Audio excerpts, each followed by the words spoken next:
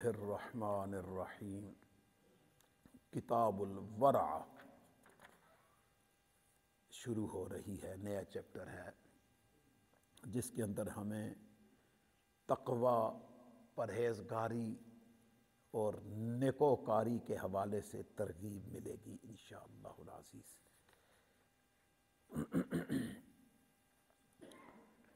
پہلی حدیث حضرت انس بن مالک رضی اللہ تعالی عنہ نبی کریم علیہ الصلاۃ والسلام سے روایت کرتے ہیں، عن جبرائیل، آقا کریم صلی اللہ علیہ وآلہ وسلم جبرائیل امین سے روایت کرتے ہیں، عن اللہ تبارک و تعالی، اور جبرائیل امین اللہ رب العالمین سے روایت کرتے ہوئے قال فرماتے ہیں، اللہ پاک فرماتا ہے، ما تقرب الی عبدی، نہیں قرب حاصل کرتا میرا بندہ، بمثل اداء مفترضت علیہ، فرمایا مثل اس ادائیگی کے مفترضت الیہ، جو میں نے اس پر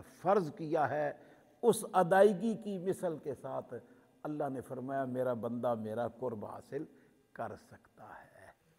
یعنی اللہ نے ایمان والوں پر جو جو چیزیں فرض کی ہیں ان کی ادائیگی جتنے اچھے طریقے سے بندہ کرتا ہے اتنا ہی اس بندے کو رب کا قرب حاصل ہو جاتا ہے۔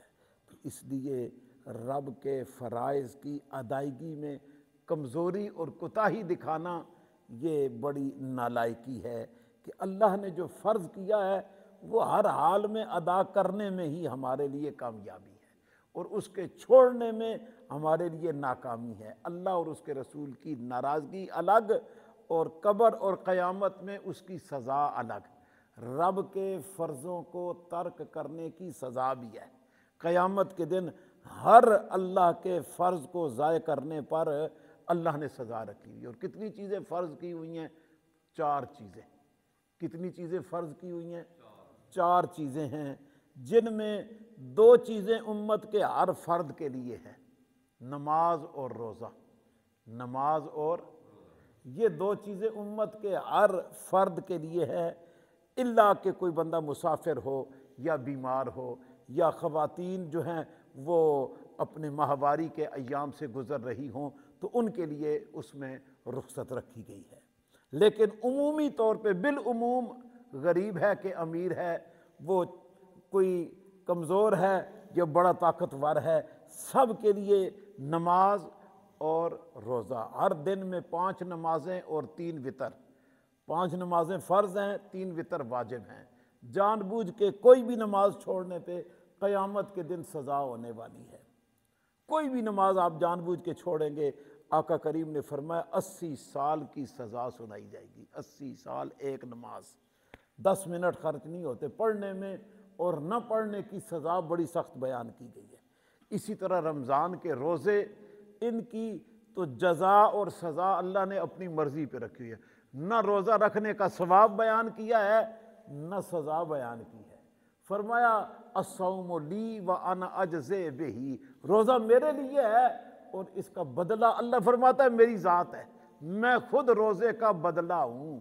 تو اس لیے جب رب مل جائے تو پھر ہر شے مل گئی ہے۔ تو اس لیے یہ 2 ایسے فرض ہیں جو امت کے ہر فرد پر کیا ہیں؟ فرض ہے، جو عاقل بالغ ہو اس پہ فرض ہے۔ اور دوسری 2 چیزیں جو فرض ہیں وہ امت کے غرباء پہ نہیں ہیں، وہ امراء پہ ہیں۔ ایک زکوٰۃ اور دوسرا حج۔ زکوٰۃ کے لیے شریعت نے ایک نصاب مقرر کر دیا ہے، اس نصاب کو جو بندہ پہنچ جائے زکوٰۃ فرض ہو جاتی ہے۔ جو اس سے نیچے رہے، ساری زندگی نیچے رہے، ساری زندگی زکوٰۃ فرض نہیں۔ رسول اللہ نے پوری زندگی زکوٰۃ ادا نہیں کی کہ آپ نے اپنے پاس مال جمع ہی نہیں ہونے دیا، نہ مال جمع ہوا نہ زکوٰۃ ادا کرنی پڑی۔ اور زکوٰۃ بھی شریعت مطہرہ کی طرف سے ہماری جو سیونگ ہے اس پہ ہے، انکم پہ نہیں ہے، کہ ہمیں جو ہر مہینے انکم ملتی ہے، دنیا کے جتنے ٹیکس لگانے والے ادارے ہیں وہ انکم پہ ٹیکس لگاتے ہیں، شریعت بچت پہ جو ہم نے سیو کیا ہے، بچایا ہے، اور بچا کے یہ نہیں اس مہینے بچا تو اگلے مہینے شریعت کہے جی نکالو جی، نہیں، شریعت کہتی ہے بچا کے سال رکھے رکھا ہے پھر زکوٰۃ لازم آئے گی۔ ایسا نہیں ہے کہ آج بچا ہے تو کل شریعت کی طرف سے حکم آ جائے کہ نکالو جی، ایسا نہیں ہے۔ بچا کے نصاب پورا کر کے آج کے دن نصاب پورا ہوا، پھر پورا سال وہ نصاب میرے پاس موجود رہا، آج کی تاریخ جب اگلے سال آئے گی تو میرے اوپر زکوٰۃ فرض ہے، پھر مجھے زکوٰۃ ادا کرنی پڑے گی۔ اور اگر میرے پاس نصاب پورا نہیں ہوتا ہے، ساری زندگی نہ ہو، کوئی زکوٰۃ فرض نہیں۔ اسی طرح چوتھا فرض جو ہے وہ حج ہے، اور یہ بھی صاحب استطاعت پہ رکھا گیا ہے۔ صاحب، جس کو حرمین طیبین طاہرین جانے کی توفیق حاصل ہو جائے، وہاں کی ساری ضرورتیں پوری رہیں، بال بچہ جو پیچھے ہے ان کی ضرورتیں بھی پوری ہوں، ایسے بندے پر حج فرض ہے۔ اور جس کی یہ ضروریات پوری نہ ہو سکیں اس پر حج فرض نہیں ہے۔ تو یہ جناب چار چیزیں ہیں جن میں دو تو انتہائی اہم ہیں اور دو امت کے اغنیاء کے لیے رکھی گئی ہیں، ان کے وسائل ان کو جو ہے اس پوزیشن پہ پہنچائیں تو ان پہ فرض، نہیں پہنچے تو فرض نہیں ہیں۔ لیکن اس حدیث مبارکہ سے جو ہمیں سبق حاصل ہو رہا ہے، اللہ رب العالمین فرماتا ہے حدیث قدسی، جبرائیل امین کے ذریعے سے پیغام دیا ہے، رب فرماتا ہے بندہ میرا قرب پاتا ہے ان چیزوں کی ادائیگی کے ساتھ جو میں نے اس پہ فرض کی ہوئی۔ رب کے فرضوں کی ادائیگی سے بندہ جتنے اعلیٰ طریقے سے ان فرضوں کو ادا کرتا ہے، رب کا حکم سمجھ کے ادا کرتا، رب اتنا راضی ہوتا ہے۔